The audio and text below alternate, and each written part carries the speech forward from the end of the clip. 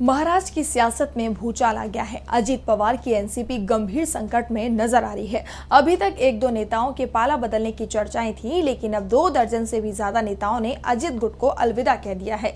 शरद गुट का दावा सच होता नजर आ रहा है। वहीं बीजेपी एनसीपी के रिश्तों में बढ़ती दरार को लेकर भी अब शरद पवार ने बड़ा दावा किया है। ऐसे में अब सवाल ये उठ रहे हैं कि क्या खत्म हो जाएगी अजित पवार की एनसीपी?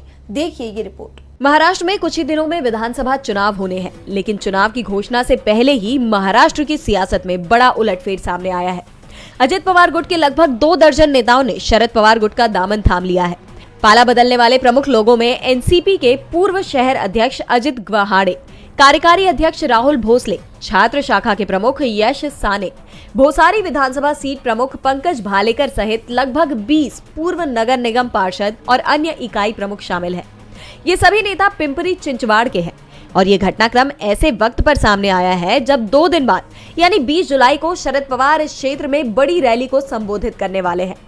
इस बीच आरएसएस की पत्रिका का हवाला देते हुए शरद पवार का बयान भी सुर्खियां बटोरता हुआ नजर आ रहा है, जिसमें उन्होंने दावा किया है कि भाजपा अजित पवार गुट को महायुति गठबंधन छोड़ने का संदेश दे रही है।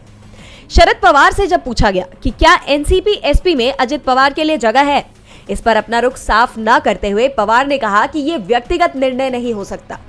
लेकिन जिस तरह के हालात बनते हुए नजर आ रहे हैं कि हाल ही में अजित पवार गुट के वरिष्ठ नेता व राज्य सरकार में मंत्री छगन भुजबल ने शरद पवार से मुलाकात की थी। उसके बाद सुनेत्रा पवार ने भी खुद जाकर उनसे मुलाकात की, जिसके बाद चर्चाएं ये भी चल रही हैं कि अजित पवार शरद पवार के पास वापसी कर सकते हैं। और अगर एनसीपी एकजुट हो गई तो ये बीजेपी ही नहीं, एनडीए गठबंधन के लिए बड़ा झटका साबित हो सकता है।